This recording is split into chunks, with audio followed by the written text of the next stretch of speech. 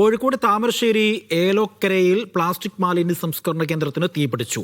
പുലർച്ചെയുണ്ടായ തീപിടുത്തത്തിൽ സംസ്കരണ കേന്ദ്രം പൂർണ്ണമായും കത്തി.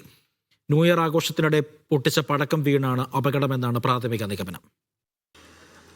കോഴിക്കോട് വയനാട് ദേശീയപാതയിൽ താമരശ്ശേരി എലോക്കരയിലാണ് MRM eco solutions private limited എന്ന പ്ലാസ്റ്റിക് മാലിന്യ സംസ്കരണ കേന്ദ്രത്തിന് തീപിടിച്ചത്.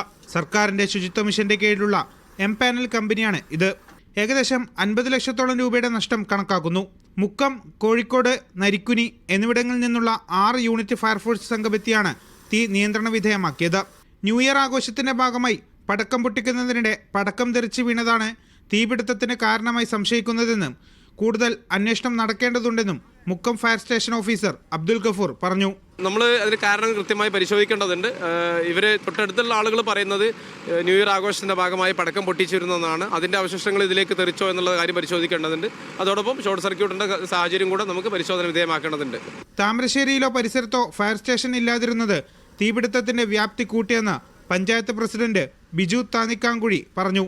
ഞങ്ങൾ എന്നും ആവശ്യപ്പെടുന്ന ഒരു കാര്യമാണ്, പുതുപ്പാടിയിൽ പ്രത്യേകിച്ച് വയനാട് ചുരം ഉൾപ്പെടുന്ന പ്രദേശത്ത് ഒരു ഫയർ സ്റ്റേഷൻ വേണമെന്നുള്ളത്.